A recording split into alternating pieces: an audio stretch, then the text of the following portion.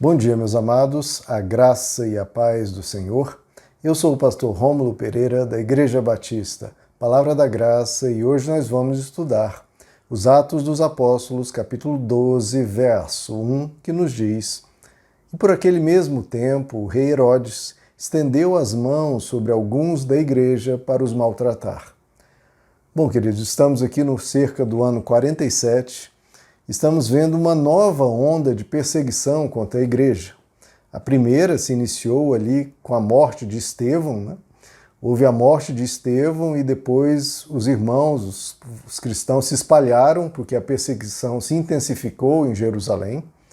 Nós vemos, por exemplo, que um tal de Saulo foi um dos que mais contribuíram nessa perseguição, encarcerando, prendendo diversos cristãos, obrigando a blasfemar, etc.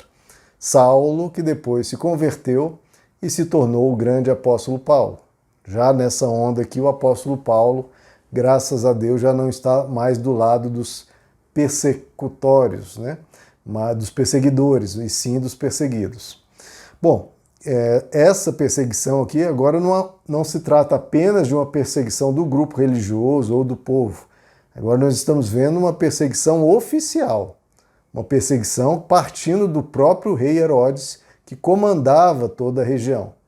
Nós sabemos que o Império Romano, claro, é que controlava a região, mas era dado ali a Herodes, o rei, uma permissão, né? Ele era um súdito de Roma, e ele ali, quem controlava era Herodes, sob, claro, as ordens de Roma. Estamos falando aqui de Herodes, o neto de Herodes o Grande.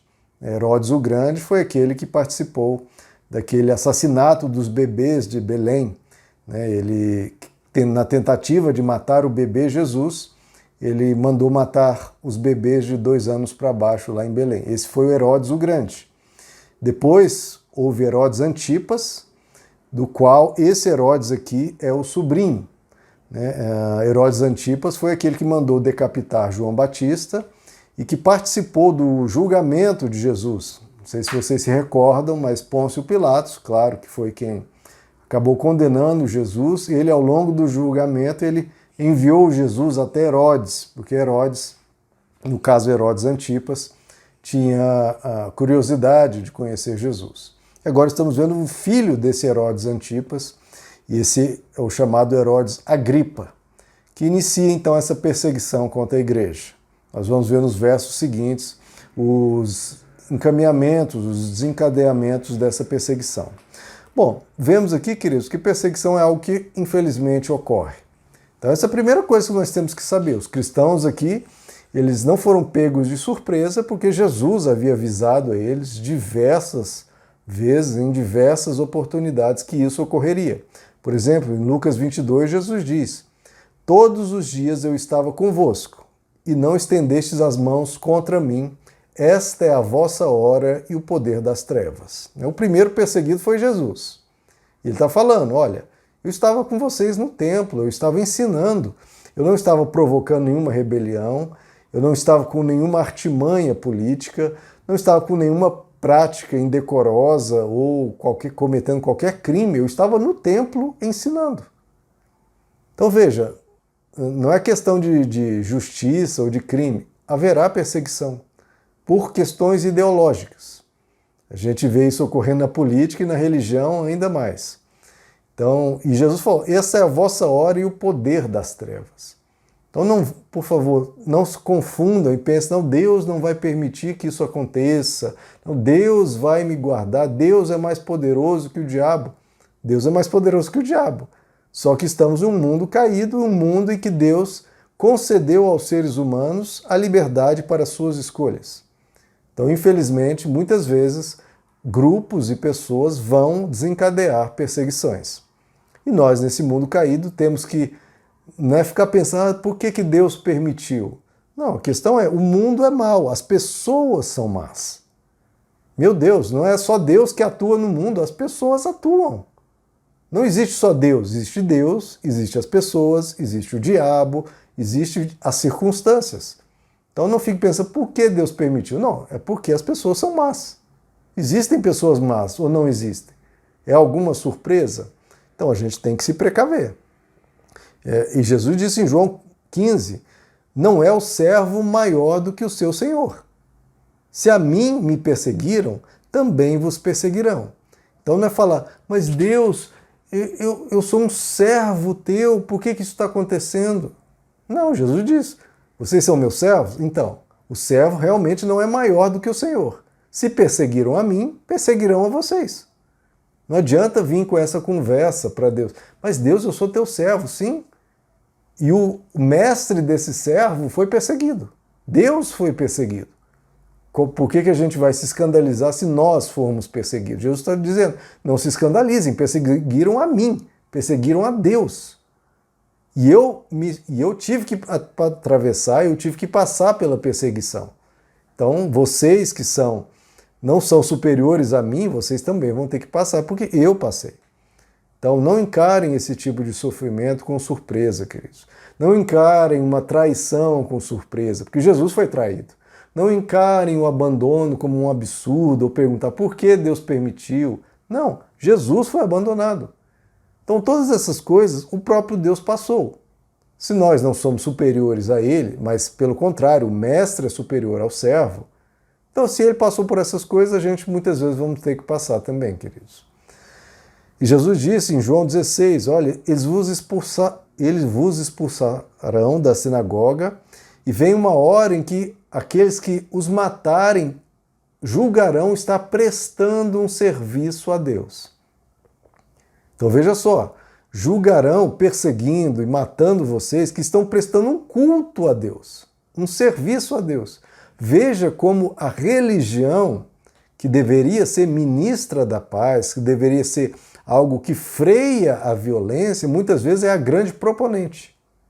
Porque veja, Jesus dizendo, eles estarão matando e achando que com isso estão prestando um culto a Deus, ao nível de loucura das pessoas, até onde se chega a manipulação de Deus. Por isso que eu já falei aqui diversas vezes, e eu repito, não é porque a pessoa fala em Deus o tempo todo, ou fala em Jesus o tempo todo, que ela tem qualquer coisa a ver com Jesus. O próprio Jesus disse, olha, naquele dia muitos me dirão, Senhor, Senhor, nós profetizamos em teu nome, realizamos milagres no teu nome. Jesus vai dizer, afastem-se de mim, eu nunca vos conheci. Veja, eles eram pessoas que falavam o tempo todo, profetizavam, pregavam, falavam em Jesus o dia inteiro e Jesus nunca os conheceu. Porque faziam esse tipo de prática. Pessoas achando que praticando a violência estão de alguma forma prestando um culto a Deus. Eu já expliquei que não tem como servir a luz usando as armas das trevas. Se alguém usa de ódio, de violência, de gritaria, de ofensas, de humilhação, contra quem quer que seja, um suposto cristão ofendendo um ateu, ofendendo um promíscuo, ofendendo um corrupto, com gritaria, violência e ódio, esse aí é só isso, achando que está prestando um culto a Deus, mas usando armas totalmente incorretas e indevidas. E Deus vai dizer para essa pessoa, eu nunca te conheci. Ah, que tipo de prática é essa? Eu usei essas práticas? Vocês conhecem a minha história, vocês leem a minha história. Eu usei dessas atitudes? Não. E para finalizar, queridos, deixa eu ler esse trecho em que Jesus explana bem como se dá a perseguição, como a gente lida com ela. Em Mateus 10, a partir do verso 16, Jesus diz, eis que eu vos envio como ovelhas ao meio de lobos. Então, veja, a gente está no meio de lobos, irmãos. Agora, o que a gente nunca pode é perder a nossa essência de ovelha. Se você se tornar um lobo, mas tem lobo para todo lado, então eu vou ser um lobo. Aí você se perde, aí você se afasta do evangelho. Continue sendo ovelha. E aí quem vai cuidar de você é o pastor. Cuidar não eximindo, como já expliquei, nós vamos passar por perseguições, por tribulações, mas nunca perca o seu caráter de ovelha. Eis que eu vos envio como ovelhas para o meio de lobos. Portanto, sede prudentes. Então, a primeira coisa, não, Deus vai me guardar, pastor. Não, Jesus está dizendo, sede prudentes. Então você tem que ser precavido, tem que estar atento, tem que tomar as suas medidas protetivas, você tem que se resguardar, Você tem que ter cuidado com pessoas que traem, que mentem, que enganam. Fique atento, atento. Como Jesus disse, nós temos que orar e vigiar. Aquelas pessoas que dizem, não, irmão, vamos orar que tudo vai resolver. Não, é orar e vigiar. No Evangelho é sempre as duas coisas caminham juntas. Não é só, então quer dizer, é só a gente fazer a nossa parte? Não, a gente ora também. As duas coisas.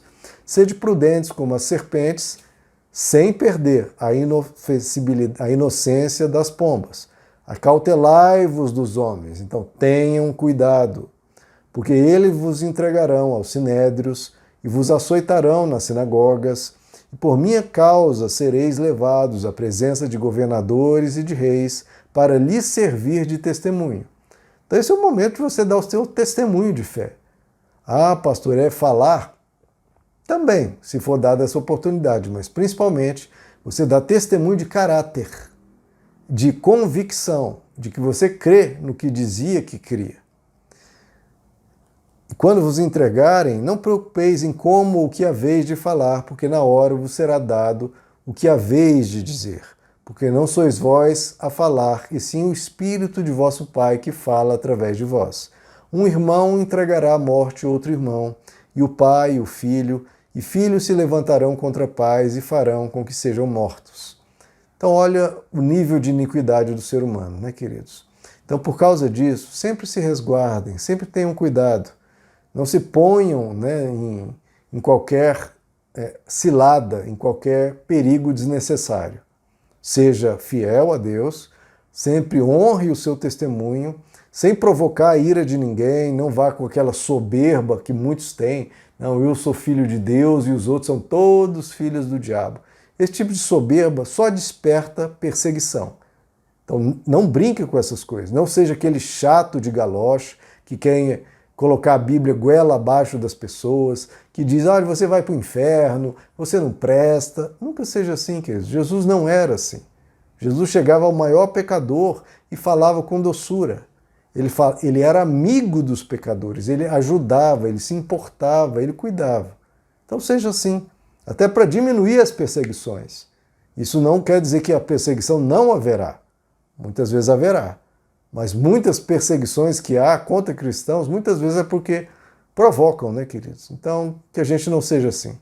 Que nós sejamos amistosos, né, filhos da paz, procurando sempre, como diz Romanos 12, enquanto depender de vós, tenham paz com todos. Quanto depender de vós, tenham paz. Então, a gente sempre tem que estar em paz, sendo amigo, sem criar dilemas, sem criar confusões, brigas, ódios, gritarias, não. Nós temos que ser filhos da paz. Muitos aí, pastores e líderes, ficam provocando, ficam acusando, ficam atacando. Isso não é a medida de Cristo, não é a forma de Cristo. Enquanto depender de vós, tenham paz com todos. Meus amados, que Deus lhes abençoe. A graça e a paz do Senhor.